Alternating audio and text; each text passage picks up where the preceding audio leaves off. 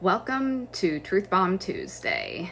Actually, what I really wanted to say when I started this was, welcome all you cool cats and kittens, except for if you're Carol Baskin. So at this point in the week number 976 of the COVID lockdown, we all know who Carol Baskin is. We all also know who the Tiger Lion King is. So such a pathetic point in history when we all are so easy to document some of the strangest things. And the number of people today that know that if you rub something down with anchovy oil, that it's likely to let the tigers eat something.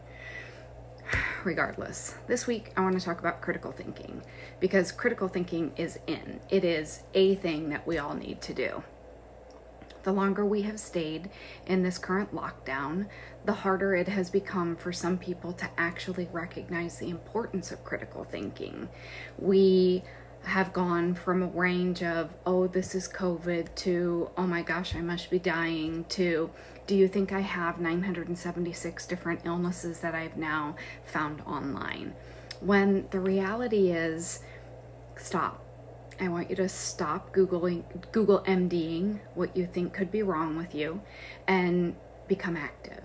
Get back to the concept where you realize that thinking is really important.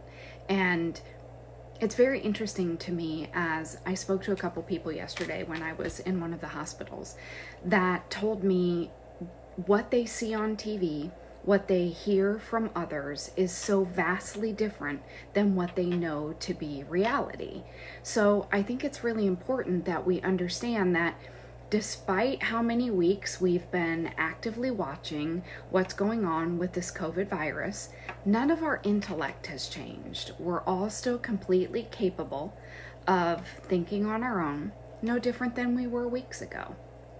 So I want you to recognize that during this time, you have a choice. Your choice is to continue on in an educated fashion or to continue on in a way that you cause mass chaos.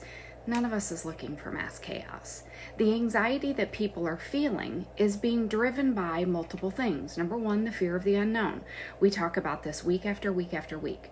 Number two, it's driven by misinformation that's being fed on the internet, etc. I had a patient come see me yesterday, and she said, Dr. Karla, I think I have. And she listed off 12 different mental health diagnoses. And I thought, wow, this is really interesting that you have diagnosed yourself with all this. Did somebody help you? Like why and how did you come up with this? And she said, well, I was getting online to find out where I could get more masks and more gloves. And I found something that said, if you have anxiety, click here. And then the longer I clicked into it, the more questions I answered, the more I realized I must have major depressive disorder with mixed anxious features. I was like, damn, you should take my job. You should consider going back to school to be a therapist. It's one of the things that most therapists that either I train or that I work with will tell you, is that when you get a Google MDer sitting in front of you, it's a huge struggle to convince that person that they don't have what they actually think they have because they read it somewhere. So your critical thinking skills, again, recognizing that, same as before.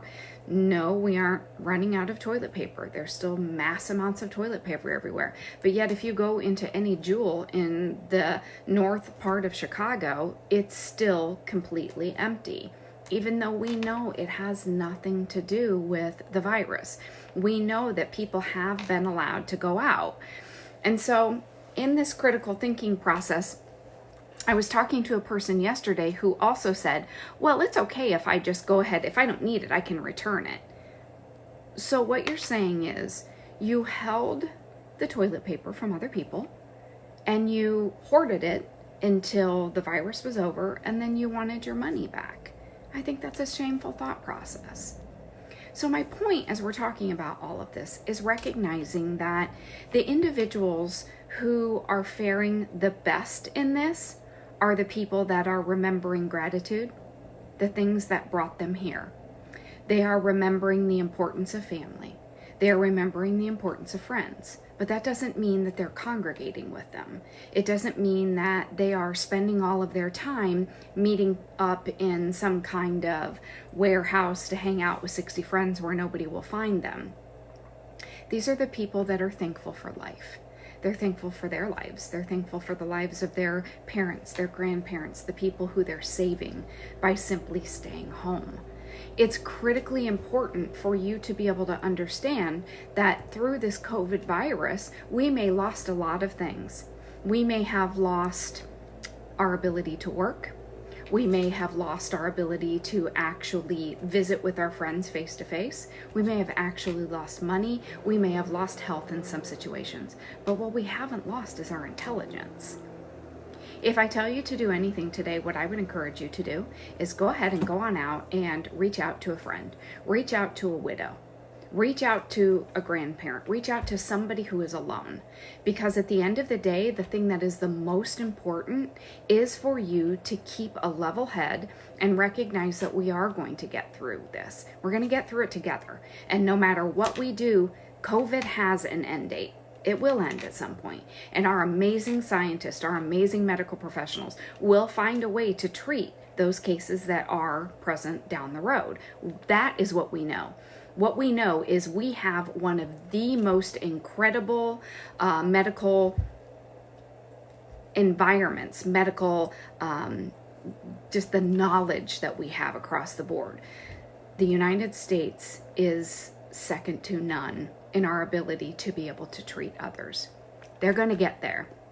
And when they do, and we go back to whatever our new sense of normal is, then the reality is we're going to have to figure out what that new means. For whatever reason, this is where we're supposed to be right now. And yeah, so Natalia wants to know, what do I think about the thoughts of it coming back in the fall? That's a very good question. I think that the likelihood is it's probably going to come back sooner than the fall. And I think that's because over Easter weekend, I saw an inordinate amount of posts of people who were spending all this time with their family and friends in large gatherings. It doesn't help anybody. And because it didn't help anybody, look, I miss having my children all in one place. I miss having the ability to be with my friends. I miss all these things. But the reality is doing so puts other people at risk, and that's just not worth it. So there is a chance that it's going to come back. But let's see what happens after the Easter break. The kinds of questions that I've gotten more than anything in the last couple months is, do I think that we're going to see a baby boom in 9 months, or do I think we're going to see inordinate divorce rates in 9 months? My hope is that we're going to see a baby boom, because I hope everybody is interested in peace and love at this point. But I think there's also for all of our futures. Sorry, lost connection. This is going to be a test for all of our futures. And I think it's unfortunate that we're going to have to figure out how to manage a life of normalcy that we have never known before. But here's what I know about you guys. You're capable. You're capable. You're intelligent. You're able to utilize your whatever you believe in, but I'm going to simply say your God-given intellect. You are going to be able to utilize it for the sole purpose of thinking for yourself. If you're not clear what you need to do, look at appropriate news sources. Look at some of the medical professionals out there to just simply see what they're telling you to do, and go by that. You don't have to believe far-fetched scenarios. What we know is the same thing we knew the first time I talked to you about this 4 weeks ago. COVID is bad. It is bad. People are losing their lives. This part we know for certain. But what I believe is that each of you are capable of changing the trajectory of the thoughts of you and the other people around you. Don't allow others to convince you that you need to go down with a very sinking ship that many people have. You're capable. I want to say hello to Cheryl. Hello to Joe. Lori, hi. It's so good to see you. And everybody else, thank you so much. I want you to remember throughout this week, you're capable. You have the intellectual capacity to not let anybody else rule your thoughts. Live your life in gratitude. Be thankful for what you have right now. And reminisce about the things that you don't. Because when we do get over this, you're going to have the ability to go back to family and friends and the hobbies that you miss so much. And that should make you love every one of those things that much more. I hope you guys have a great week, and I look forward to talking to you again. So Truth Bomb Tuesday this week, your brain is the only thing that matters. Critical thinking is what's in. Have a great week, guys.